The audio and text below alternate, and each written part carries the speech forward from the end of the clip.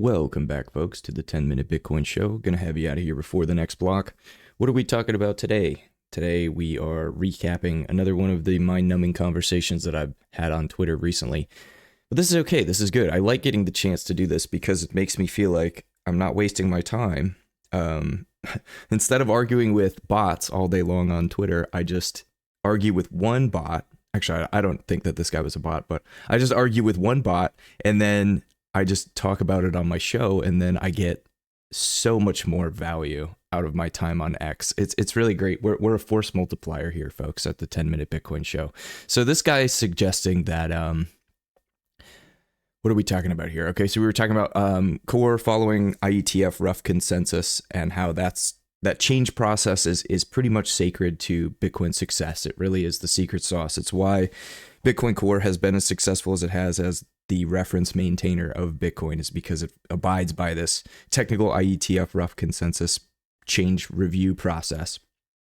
So this guy says that it's this is what opponents always like to do. They like to try to put words in the mouth of the opposition, which really, if you are at all ever interested in arriving in truth in any matter or winning a debate or just using logic, it's actually way better if you try to steelman your opponent, meaning that you understand their argument better than they do. What you don't want to do is create a false premise where you're putting words in the mouth of your opposition and you're trying to dilute whatever their point is. That's actually really slimy. And not only is it really slimy, but it tends to betray you as just like a buffoon or like a useful idiot or someone with an agenda, right? But he's saying that Core and Core proponents are saying it's been possible before in other ways, so what's the big deal? Nobody liked that. We were relying on them to fix those ways and expecting they would, because after all, they don't like spam, right? But instead of fixing the problems, ... He's implying that they made it worse and that in doing this, they've betrayed the trust of the users and Bitcoiners or something like that. He's also pretending to speak on behalf of a large group of people, which is strange. So he goes on. He says he's talking on behalf of all the Bitcoin Sats holders who, believing the hype, have risked their savings by buying Bitcoin. Right? If decentralization is a requirement, then losing lots of pleb nodes due to storage, memory, legal costs would be bad, right? All right, so this is something that I've seen a lot of. People are like, well, we got to stop spam because the Bitcoin blockchain is going to grow uncontrollably if we don't stop spam, in which case nobody will be able to run a node because it's too expensive. So here's my response to that, and then I'm going to amplify this a little bit in a moment. Decentralization is a requirement. I don't think pleb nodes are at risk here with that. Storage growth is probabilistically capped at 4 megabytes every 10 minutes, and it's usually less. It's usually much less, guys. It's cheaper to build a full node today than it was 5 years ago, even in USD terms. Think about that. Even in USD terms, it's cheaper to build a full node today than it was 5 years ago. How many things in your life can you think of that are cheaper to do today than it was 5 years ago? To me, that's spectacular. The only thing you need to build a full node right now is like a $150 ThinkPad laptop refurbished on eBay and like a $100 SATA SSD, 2 terabyte SATA SSD. You can run a full archival node for like the next 10 years with a $250 investment. The far more relevant threat to decentralization is mining centralization risk. This was the technical justification for why they wanted to standardize more of the ongoing network activity in the relay policy to avoid creating information asymmetry that mainly benefits the largest miners. Okay, so what are we talking about here, guys? We're talking about storage growth risk of the Bitcoin blockchain. Right now, the Bitcoin blockchain is just shy of 800 gigabytes. The blockchain has been running for a bit over 15 years, 16 years, somewhere in there at this point. So storage growth is not really a present risk that we have with Bitcoin. At most, the chain could grow theoretically 4 megabytes every 10 minutes, but it's typically much less. Now, what would it take for the chain to grow 4 megabytes every 10 minutes, assuming we're producing a block roughly every 10 minutes? Well, that's 144 blocks a day.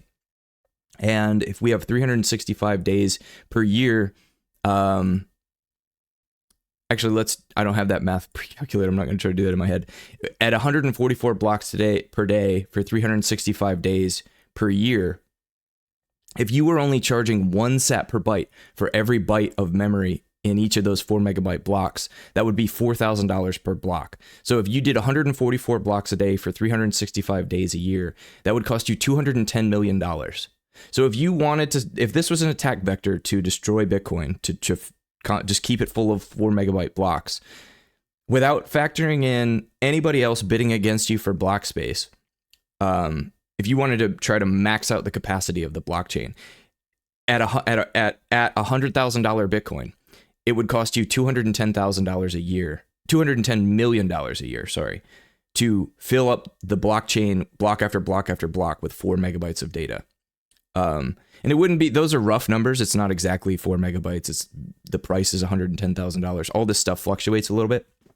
But the point is that it would be really, really expensive if you wanted to try to grow the blockchain at that size, at that rate, because it's probabilistically capped, and you've got lots of other people bidding to try to get into that block space. And if you start trying to fill up blocks with spam, other people are going to bid against you because they want to get their Bitcoin transactions settled. So they're not going to let you just fill it up with like 4 megabyte block after 4 megabyte block, because they need to use that space too, and they're willing to pay to use that space.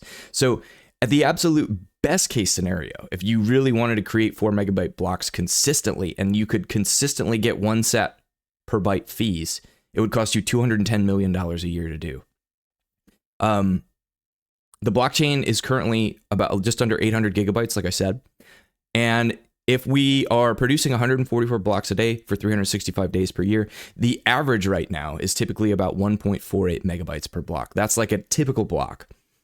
That is 75.966 gigabyte growth per year. Now, it currently costs less to build a node today than it did in 2020. That's what I said earlier. All you need is a $150 ThinkPad and a $100 2 terabyte SATA SSD. You can buy these things off Amazon or eBay or whatever. Throw Linux on it, you're good to go. You can install a Bitcoin full node on that. That's going to last you guys for like at least the next 10 years.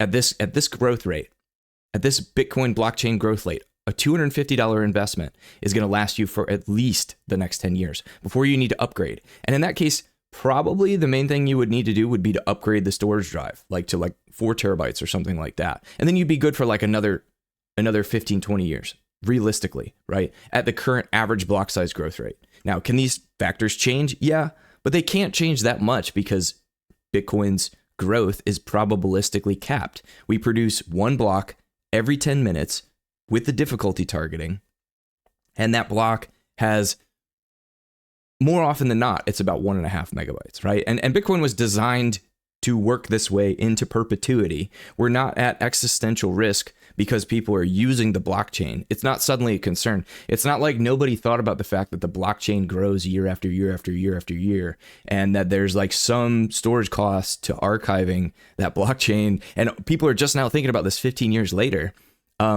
They thought about this before they did the SegWit upgrade, where they knew that they were increasing the virtual size of the block by adding that segregated witness Merkle tree. Ironically though, if chain growth actually were a major concern for you, one should realize that a block filled 100% with Opportun data would actually be capped below 1 megabyte. So if you had a block that you wanted to fill with like junk, and it was just Opportun data, you would not be able to get more than 1 megabyte. It would be less than 1 megabyte of Opportun data into a block. Whereas like normal transactions, you're talking about closer to 1.5 megabytes per block, because you have to include witness data in there. And if you're just spamming witness data, that's how you can get it up to that 4 megabyte max, because we have that block weight difference. So yeah, this was just some numbers that I was looking at here for the math on what it would take to actually replace this block with just like 1 sat per byte junk. It would cost you like around $4,000. We see that the average fee, this one's a little bit bigger than an average block, 1.73 megabytes, but that's okay. Every single byte in this block, every single one of these bytes in this 1.73 megabytes, somebody had to pay for. And on average here, they paid 2 sats for each of those bytes. So in practice, this comes to be about $2,836. And as time goes on, guys, this fee, as the block subsidy gets smaller and smaller, this fee is going to become a more and more centric part of the block reward for the miners. So mining centralization is a big is a big deal here. And it's why you want to try to cut out these relay policy premiums that were happening, which is why the change was proposed.